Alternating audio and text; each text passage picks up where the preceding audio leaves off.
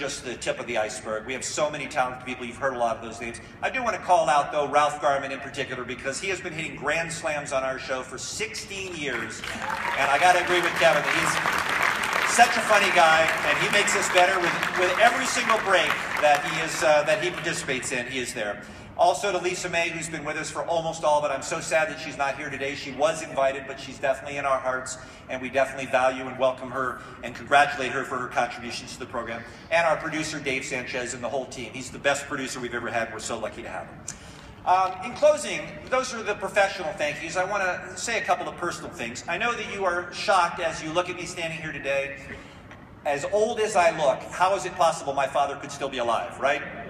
He's not only still alive, my dad is here at the first table right here. He lives in Las Vegas, so he didn't have to come far. I'm so grateful that he's here to see this in person. My dad was not a fan of my decision to go into radio. He valued education more than anything. He was a guy who went to night school to earn a college degree.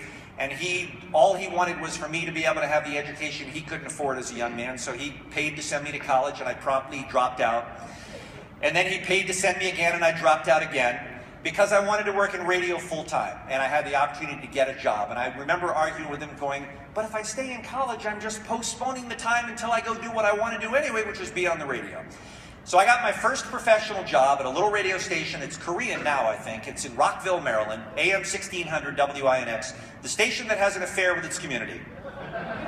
That was their slogan. And I'm doing my first air shift on a professional radio station out of college. And you can imagine I'm on top of the world. This is what I've dreamed about since I was a little kid.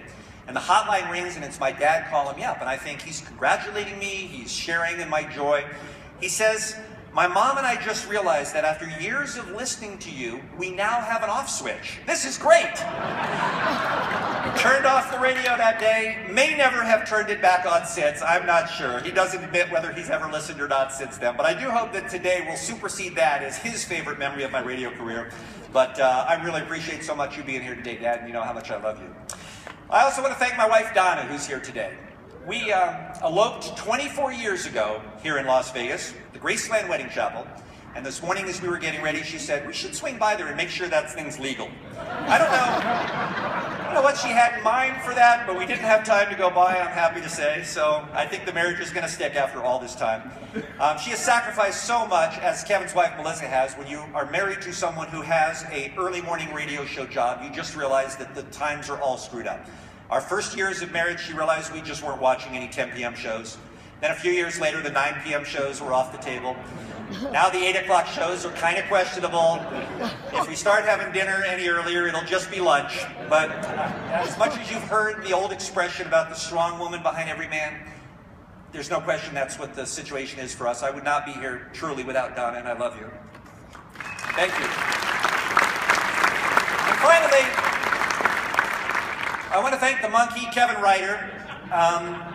If there are the, those two great things that taste great together, like the Reese's Peanut Butter Cups, I know that you want to be the chocolate. That's okay. You gotta be. You've seen him dance. I'll be the peanut butter. You know, we never could have imagined, Kevin alluded to it when we first met in Phoenix and started working together and cracked each other up. I never imagined, neither of us could have ever imagined that more than 25 years later we'd still be doing this. But he does crack me up as much as anyone I've ever met as well. And I do thank you for putting up with me after all these years. You've been a great partner. You know, a lot of times people will ask for advice for morning shows. Very few morning shows anywhere in the country last as long as ours has. And I don't have any. I don't know how to make what has worked for us work for other people. I think we just got lucky to be two people who fit well together on and off the radio. I can count the number of times we've had a serious argument or fight on probably one hand in more than 25 years. And that's talking about people who are doing a job that requires literally hundreds of conversations a week. So I guess we just got lucky, is all I have to say. So in closing, I just want to say I already feel like I've had such a charmed life. And this induction into the NAB Hall of Fame is just the cherry on top. It's more than I could ever imagine. I almost held it together. But I want to thank you so much for this time, and I want to thank the NAB and how great you've been to us our days here in Las Vegas, and it's an honor. And please come visit our plaques if you're ever in Washington, D.C. Head by the museum or whatever they have there. And thank you so much for your time. We appreciate it.